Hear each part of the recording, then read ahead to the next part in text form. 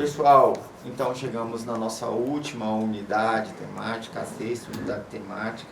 Então é a parte 2 desses processos patológicos radiológicos. Um adendo que eu quero falar nesse momento é que as patologias elas podem ser estudadas por todas as modalidades que estão dentro da radiologia. Então eu começo falando aqui da densitometria, é um exame rápido, barato, com pouca dose de radiação, que vai mensurar no caso ali a massa óssea ou a densidade mineral óssea. E é o exame que vai dar o diagnóstico de osteoporose, de que mais? Osteoporose, ou enfim, e de outras alterações envolvendo aí, no caso, a parte de massa óssea. Tipo a outra lesão que eu ia falar, a osteopenia, tá? Temos a mamografia é padrão ouro para diagnóstico de lesões da mama, como as microcalcificações, câncer de mama também, né, principalmente, enfim. Também um exame rápido, algumas pacientes reclamam do desconforto, mas fazendo com jeito, com técnica, a gente deixa a paciente um pouco mais confortável. Então eu trouxe aqui umas imagens, olha só, lesão, aqui uma imagem com paciente que tem silicone, que também dá para fazer também, ó. Então, ó, manobra de Ekelund, né, que se faz com pacientes que têm prótese de silicone. Também as pacientes que têm prótese também, elas podem ter problemas, né, tanto na prótese como também problemas no tecido mamário, principalmente o câncer. Aqui a gente traz para vocês também uma tomossíntese, que é um estudo mais detalhado dessa mama. Nesse retângulo que eu deixei aqui para vocês é uma lesão significativa. E depois, nas imagens subsequentes, a gente vai detalhando melhor, enfim. E aí, o que a gente está falando? De detalhamento, aí com certeza, diagnóstico com precisão dessa parte mamária. Em seguida, gente, tem a tomografia, tá? Aí a tomografia já é uma imagem seccionada, em axial, de qualquer parte do corpo. Aqui algumas imagens, tá? Então, muito legal para a parte óssea, para a parte também de pulmão, ok? Olha só, na parte de fraturas, bem visível, dá para fazer reconstrução 3D. E é bem legal mesmo, porque a gente tem aí bastante aplicabilidade. Para tórax também, ó, por exemplo, a gente está vendo o pneumotórax nessa imagem, tá bom? Depois olhem com mais atenção. Derrame pleural também, todas as lesões de tórax a gente consegue ver com muita vantagem, detalhe em tomografia. Depois nós temos a ressonância magnética, no caso aí já vai ser uma modalidade muito essencial para as partes moles, ligamentos, tendões, parte encefálica, como demonstra aqui nas imagens, muito bem visualizadas. É um exame que envolve aí o campo magnético, tem algumas recomendações de segurança para esse exame. Pacientes que têm prótese marca-passo, na verdade, não podem adentrar o campo. O que mais? Claustrofóbicos, clipes de aneurisma, o que mais que a gente tem que tomar atenção? Próteses também, ortopédicas, se forem atraídas pelo campo magnético, também não pode adentrar. Enfim, então muito útil para ver partes de ligamento. Ó, essa imagem que eu trouxe para vocês aqui é demonstrando lesão no ligamento cruzado posterior. Então aqui geralmente os atletas, né, lesionam essa região, enfim. Ó, trouxe também para vocês aqui a parte de medula e de coluna, na verdade. Então muito útil para diagnosticar o que é hérnia de disco, tá? Então, se tratando de partes mole, a ressonância magnética é essencial. Ó, aqui bem legal, ó, uma correlação de raio-x com basicamente a ressonância magnética. Então, vejo que raio-x foca em parte óssea e ressonância magnética também em parte óssea, mas não com tanto detalhe como o raio-x.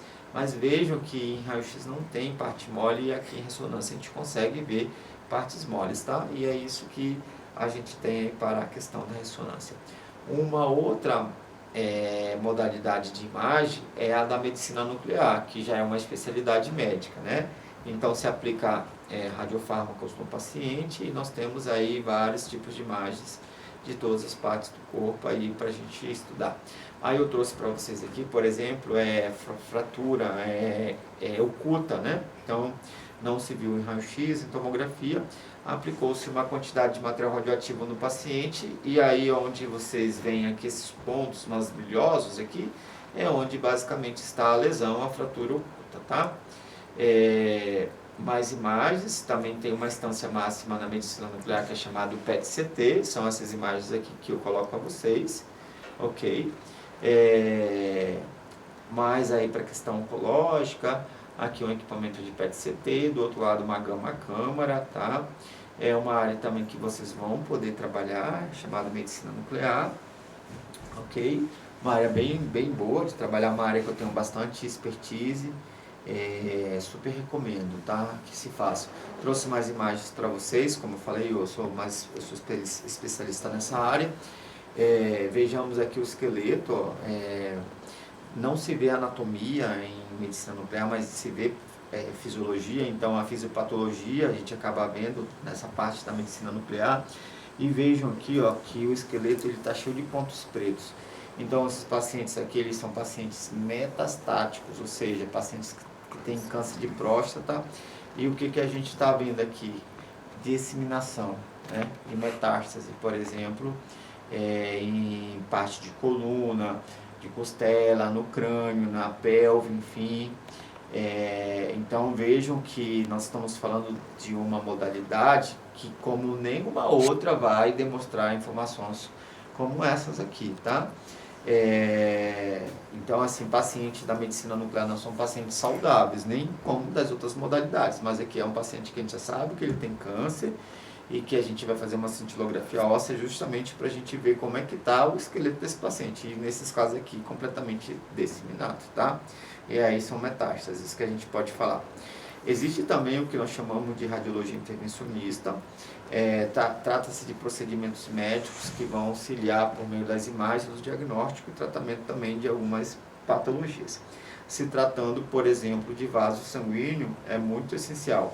Aqui a gente está vendo um catéter sendo inserido no interior de uma artéria, no caso é femoral, e a gente consegue ver toda a parte vascular. E então, se tiver estenose ou entupimento, a gente consegue aí estudar e até então tratar também. O cateterismo cardíaco, ele é realizado por essa técnica lá nas coronárias, então a gente consegue estudar e também consegue tratar ao mesmo tempo ali, né? Coloca stent, coloca que mais, balão, enfim, outras técnicas aí que vão justamente normalizar essa região cardíaca. Tá aqui, ó, essa imagem é bem interessante, que a gente está vendo também, imagem em tempo real.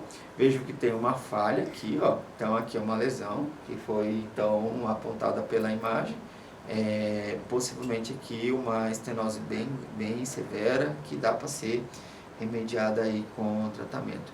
E aí, gente, só para a gente ir para uma parte final, acredito que deu para perceber que o estudo da anatomia é essencial para a gente compreender o normal e depois fazendo uma correlação com o que se vê na imagem. E geralmente os pacientes que fazem imagem é porque eles estão com alguma queixa.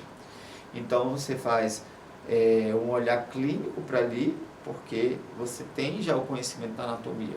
Então você consegue ver as alterações justamente. Então, o estudo da anatomia radiológica e patológica é a união da parte normal para fazer uma correlação com o que você está vendo na hora ali, ou seja, o anormal, ok?